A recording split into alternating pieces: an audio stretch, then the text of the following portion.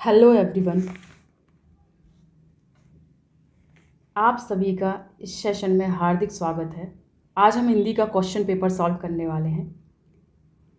ये क्लास आपके लिए बहुत इम्पोर्टेंट होने वाली है क्योंकि इसमें हम हिंदी ग्रामर के बहुत सारे कॉन्सेप्ट सीखने वाले हैं। तो चलिए शुरू करते हैं। फर्स्ट क्वेश्चन, संयुक्त व्यंजन की संख्या है। संयुक्त का मतलब होता है जुड़ा हुआ होना। तो संयुक्त व्यंजन का मतलब है कि जब दो अलग अलग व्यंजन मिलकर एक ही व्यंजन बनाते हैं तो उसे क्या कहते हैं? संयुक्त व्यंजन कहते हैं। संयुक्त व्यंजन चार होते हैं: छ, त्र, ज्ञ, श्र। छ जो है कौन कौन सी व्यंजन से मिलकर के बनता है? का, आधा का और श। त्र मिलकर के बनता है ता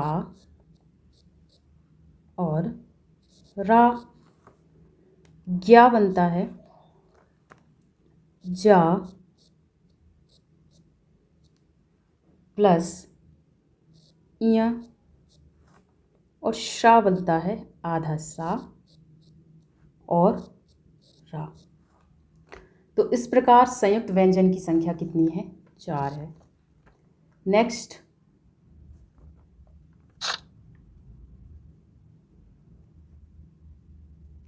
वर्ण ध्वनियों के खालिस्तान रूप होते हैं। वर्ण क्या है, ध्वनि क्या है, पहले ये हम देख लेते हैं कि ये क्या होते हैं। ध्वनि जो है भाषा की सबसे छोटी इकाई है जो हमारे मुख से निकलती है। इसका विभाजन नहीं हो सकता है, ठीक है। और इसी का जो लिखित रूप है, ध्वनि का लिखित रूप वर्ण कहलाता है। वर्ण कितने प्रकार के होते हैं? हमने पढ़ा है कि स्वर होते हैं और व्यंजन होते हैं। स्वर जिन वर्णों का स्वतंत्र अस्तित्व होता है, जिनके उच्चारण में कम समय लगता है, वो क्या कहलाते हैं? स्वर कहलाते हैं। और व्यंजन जो है वो ऐसे वर्ण जिनका स्वतंत्र अस्तित्व नहीं होता है, जो हमेशा स्वर वर्णों की सहायता से बोले जाते हैं, व्यंजन कहलाते हैं। तो इस प्रकार वर्ण ध्वनियों के लिखित रूप होते हैं। वर्ण ध्वनियों का क्या होते हैं? लिखित रूप होते हैं। नेक्स्ट, री की मात्रा किस व्यंजन के साथ नहीं लगाई जाती है? री की मात्रा जो है वो किसी भी व्यंजन के नीचे जुड़ करके लगती है। जैसे का है तो क्रा हो जाता है, प्रा और ये। तो री की मात्रा रा के साथ नहीं लगाई जाती है। नेक्स्ट, किस स्वर की मात्रा रा के साथ मध्य में लगाई जाती है?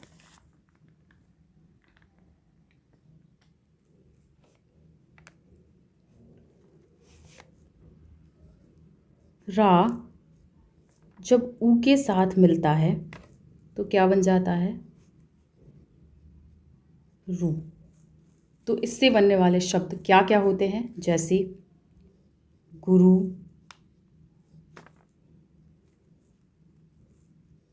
रुद्र, रूस, रुचि। तो रा की मात्रा रा के साथ मध्य में लगाई जाने वाली कौन सी होगी? क्या होगा? ऊ होगा। ऊ स्वर की मात्रा रा के साथ मध्य में लगाई जाती है, ठीक है। नेक्स्ट है बस यहाँ से मिलेगी। इस वाक्य में उचित निपात का चयन करना है। निपात ऐसे शब्द हैं जो किसी शब्द के साथ लगकर उसके अर्थ को बल प्रदान करते हैं। वो क्या कहलाते हैं? निपात कहलाते हैं। जैसे भी, तो, तक, ही, मात्र आदि, ये सभी क्या है? निपात हैं। जैसे एक एग्जाम्पल लेते हैं, कल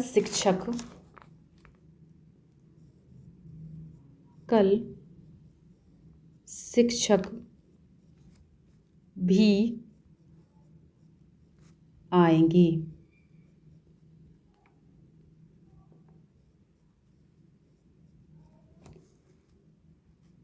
एक और ले लेते हैं, उसने उसने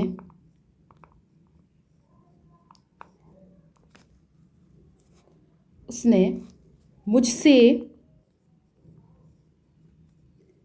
मुझसे बात तक नहीं की। बात तक नहीं की। यहाँ पे तक, यहाँ पर भी, ये सभी क्या है? निपात हैं। तो यहाँ पे बस, यहाँ पे उचित निपात क्या आएगा? बस। क्या यहाँ से मिलेगी? जब हम निपात को लगाएंगे तो वो साथ लग करके क्या करेगा? उसके अर्थ को बल प्रदान करेगा, ना कि उसका अर्थ ही चेंज कर देगा। हमें ऐसा शब्द नहीं चाहिए है जो उसको बदल ही दे पूरा। हमें सिर्फ इतना चाहिए है कि वो उस बात पर एक प्रेशर लाए। जो बात पहले थी वही बात अब भी है, बस काम क्या हो रहा है कि प्रेशर डल रहा है उस पर, एक जोर डल रहा है। तो वो क्या कहलाता है? निपात कहलाता है। तो यहाँ पे हमारा राइट आंसर क्या रहेगा? क्या। बस क्या यहाँ से मिलेगी? ठीक है। आगे है, आकाश का पर्यायवाची निम्न में से कौन सा है? आकाश के पर्यायवाची कौन कौन से हैं? आकाश का है एक आसमान, गगन, नभ, ये सभी क्या है? आसमान, गगन, नभ, अंबर, नभ हो गया, अंबर, ये सभी क्या है? आकाश के पर्यायवाची हैं। एक है व्योम, ये भी होता है। शून्य, पुष्कर, पुष्कर, व्योम, जो कि ऑप्शन में है, ये भी क्या है? आकाश के पर्यायवाची शब्द हैं। नेक्स्ट,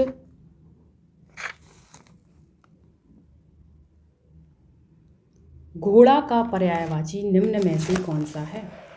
अश्व है इसका पर्यायवाची। और कौन कौन से होते हैं इसके पर्यायवाची? एक होता है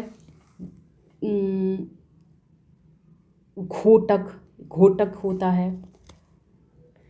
और होता है क्या? है। एक आता है तुरंग, है, घोटक,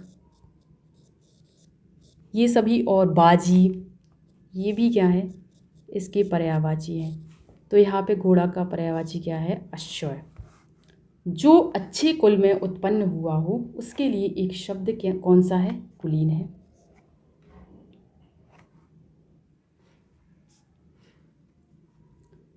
दिग्भ्रम का संधि विच्छेद निम्न में से कौन सा है? दिग्भ्रम का संधि विच्छेद क्या है? दिग्भ्रम,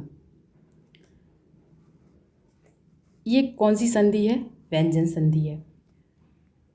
क्योंकि यहाँ पे का है तो यहाँ पे क्या हो जाएगा? व्यंजन संधि आएगा। व्यंजन संधि क्या होती है कि व्यंजन के बाद यदि स्वर आता है या व्यंजन आता है, उनसे जो बदलाव आता है, जो परिवर्तन होता है, उसे व्यंजन संधि कहते हैं।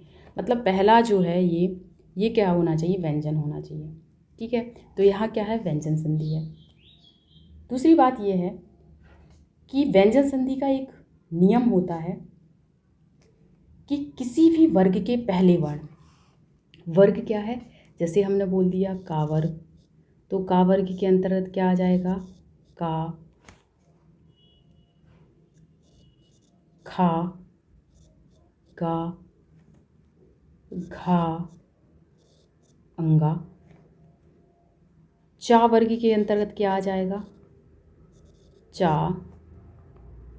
छा, यहाँ जा, झा, इया।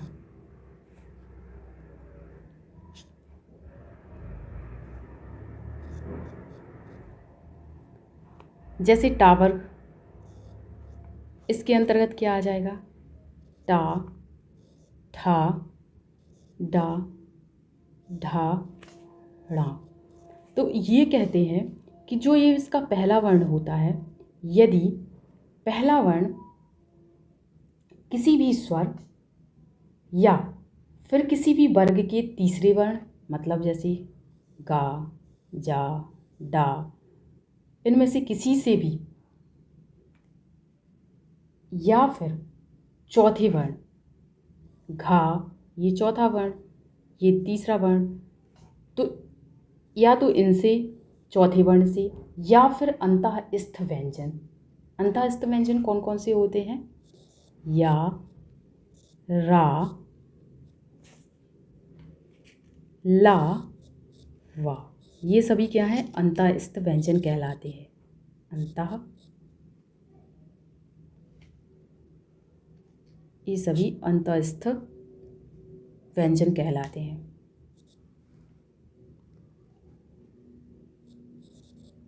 स्थ व्यंजन है। अंतःस्थ व्यंजन क्या होते हैं?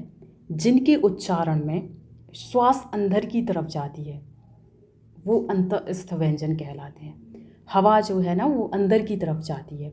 ये 4 ही होते हैं अंतःस्थ व्यंजन।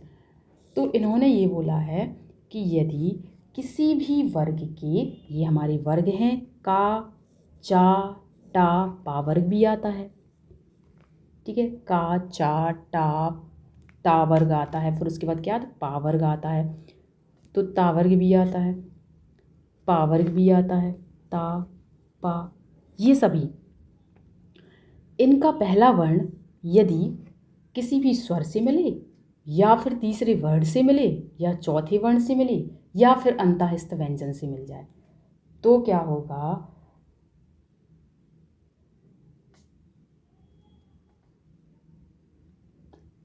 वो जो वर्ण है, पहला वर्ण है, वो उसी वर्ग, मतलब जिस वर्ग का वो है, उस वर्ग का पहला वर्ण जो है अपने ही वर्ग के तीसरे वर्ण में बदल जाता है। मतलब जैसे ये का है ना, तो ये किस में बदल जाएगा? गा में बदल जाएगा। यदि चा है तो किस में बदल जाएगा? जा में बदल जाएगा। ठीक है, जैसे यहाँ पे क्या है? हमारा का है, तो वो किस में बदल गया? अपने ही वर्ग के तीसरे वर्ण, तीसरा वर्ण क्या है? का है। इसमें बदला ना, जब हमने इसको किया आगे सॉल्व, तो कितना आ जाता है? दिग, मतलब क्या आ जाता है? दिग्भ्रम, गा आ गया ना। तो वो कोई भी वर्ग का पहला वर्ण है, वो अपने ही वर्ग के तीसरे वर्ण में बदल जाता है। ठीक है, तो ये इसका एक नियम होता है। तो वहाँ पे क्या होता है कि कोई भी वर्ग है, उसका पहला वर्ण वो किसी भी स्वर से मिले, या वर्ग के तीसरे वर्ण से मिले, या चौथे वर्ण से मिले, या अंतःस्थ व्यंजन से मिले, किसी से भी मिले, वो अपने ही वर्ग के तीसरे वर्ण में बदल हो जाता है। ठीक है, जैसे हम एक और एग्जाम्पल ले लें कि यदि लिखा हो वाक प्लस ईस, तो क्या आ जाएगा? ये का है, ये पहला ये वर्ग, का वर्ग का है व्यंजन, ये किससे मिल रहा है? स्वर से मिल रहा है। तो या तो स्वर से मिले, किसी से भी मिले, तो वो क्या आ जाता है? अपने ही वर्ग के तीसरे वर्ण में बदल जाता है। मतलब क्या आ जाएगा? का क्या आ जाएगा? गा आ जाएगा। तो बन जाएगा क्या? वागीस।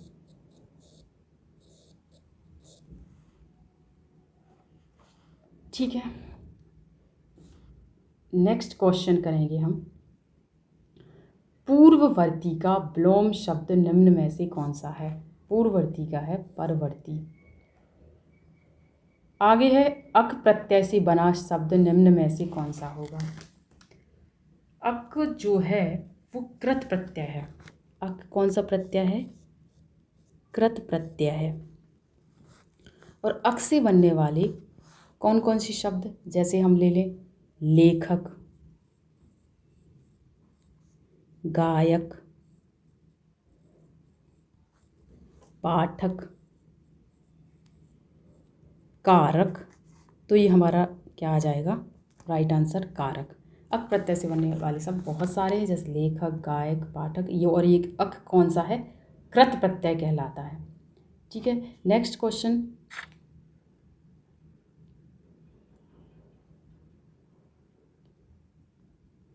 शरणागत शब्द में निम्न में से कौन सा समास है। शरणागत का जब हम समास विग्रह करेंगे तो क्या आ जाएगा, शरण में आगत, में आगत। यहाँ पे कौन सा समास है, यहाँ पर अधिकरण तत्पुरुष समास है। यहाँ पे क्या हो रहा है, मैं और पर,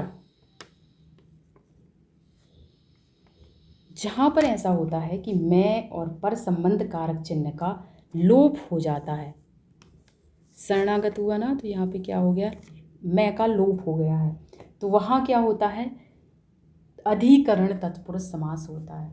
जैसे हम बोलते हैं लोकप्रिय, लोक में प्रिय, लोक में प्रिय, क्या आता है, लोकप्रिय, लोकप्रिय, तो यह भी क्या है, अधिकरण तत्पुरुष समास है। तो हमारा राइट आंसर क्या आएगा, तत्पुरुष समास। नाक रगड़ना मुहावरे का अर्थ निम्न में से कौन सा है, दैन्यता पूर्वक प्रार्थना करना। हर्ष का शुद्ध रूप निम्न में से कौन सा है, हर्ष। नेक्स्ट है,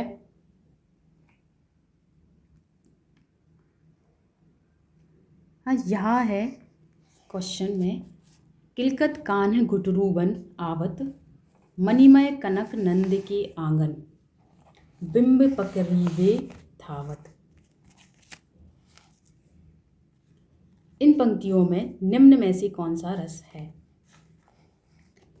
किलकत मतलब होता है किलकारी, कान्ह मतलब होता है कान्हा जी भगवान श्री कृष्ण, घुटरूवन का मतलब है घुटनों के बल चलकर, आवत मतलब आ रहे हैं, मणिमय, कनक, नंद के आंगन, नंद भगवान श्री कृष्ण के पिताजी हैं, और नंद के आंगन,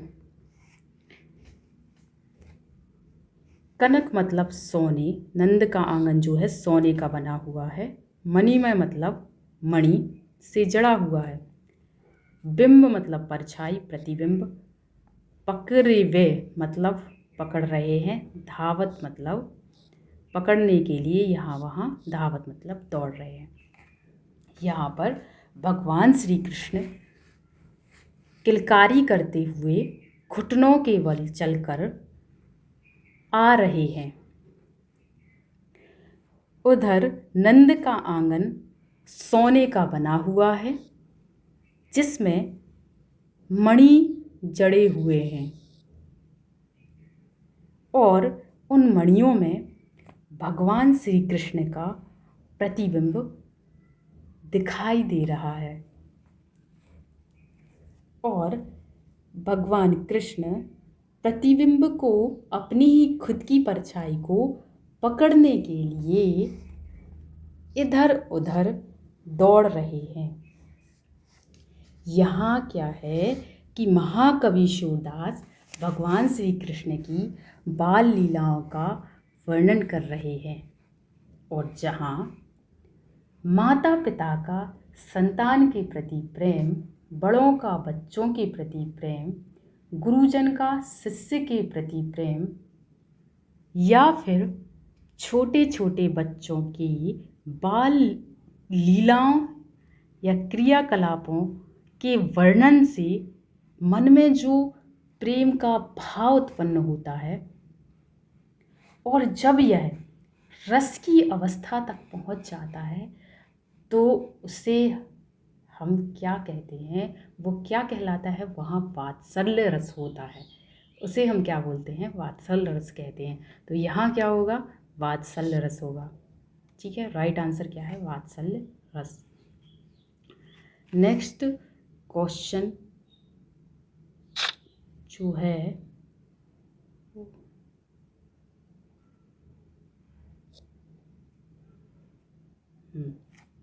मेखलाकार पर्वत अपार, अपने सहस्त्र दृग सुमन फाड़, अवलोक रहा है बार बार, नीचे जल में निज महाकार। इसमें कौन सा अलंकार है?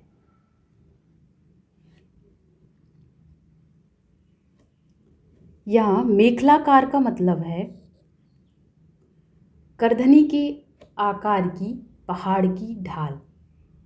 करधनी क्या होता है, करधनी स्त्रियों की कमर में बनने वाला एक आभूषण होता है, जिसे यदि हम देखें ना एक तरफ से, तो उसमें क्या होता है, पता नहीं चलता कि उसका फैलाव कितना है।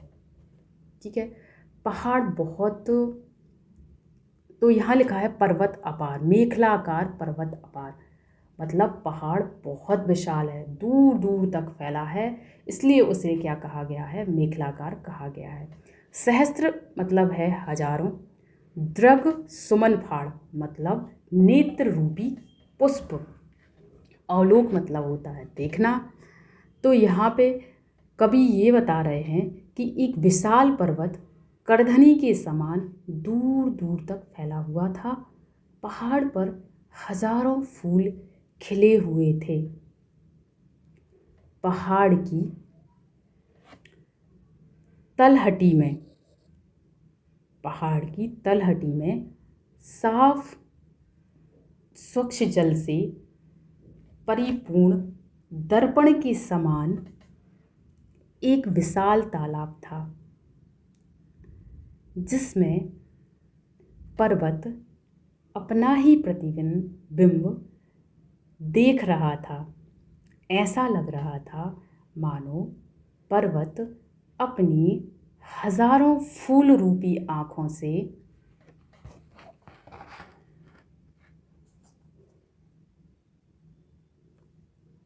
दर्पण के समान तालाब में अपने प्रतिबिंब को निहार रहा है। तो यहाँ क्या है कि जब प्राकृतिक वस्तुओं जैसे पहाड़, पर्वत, पेड़ पौधे, तालाब, इन सभी में मानवीय भावनाओं का वर्णन हो, या फिर निर्जीव वस्तुओं में सजीव होना दर्शाया गया है, तो वहाँ क्या होता है, मानवीकरण अलंकार होता है। जहाँ बेजान वस्तुओं का चित्रण एक जीवधारी की तरह हो, वहाँ क्या होता है, मानवीकरण अलंकार होता है। तो यहाँ क्या है, मानवीकरण अलंकार है। नेक्स्ट, कौन सा शब्द अभी उपसर्ग से नहीं बना है? जो ये अभिन्न है, ये आ उपसर्ग से मिलकर के बना है, इसलिए अभिन्न शब्द अभी उपसर्ग से नहीं बना है। नेक्स्ट, नीचे दी गई पंक्तियों में कौन सा अलंकार है?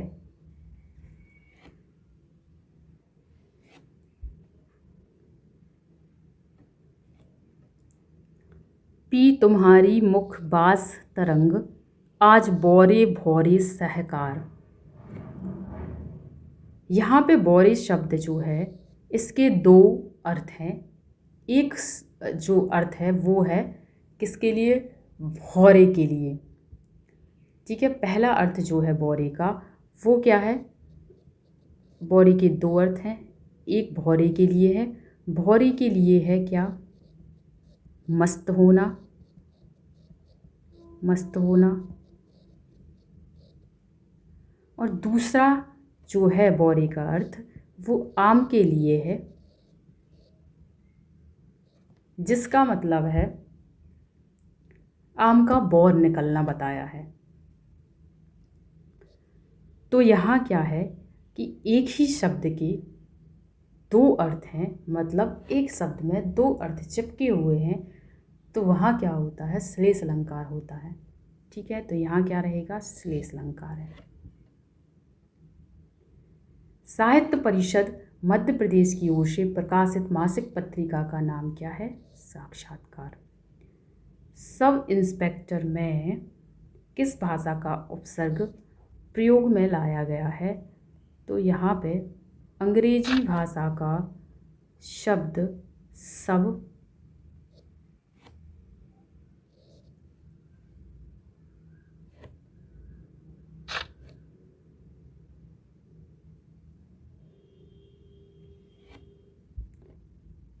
यहाँ पे राइट आंसर क्या आ जाएगा, अंग्रेजी। अंग्रेजी भाषा का उपसर्ग प्रयोग में लाया गया है। अगर वीडियो आप लोगों को अच्छा लगा हो, प्रोडक्टिव लगा हो, तो वीडियो को लाइक ज़रूर करें। और यदि पहली बार आप इस चैनल पर आए हैं तो चैनल को सब्सक्राइब करें। और हाँ, यदि वीडियो को पहले से जो भी देख रहे हैं उन्होंने अभी तक चैनल को सब्सक्राइब नहीं किया है तो चैनल को सब्सक्राइब ज़रूर करें, ताकि आपको आगे ऐसे ही वीडियो मिलते रहे।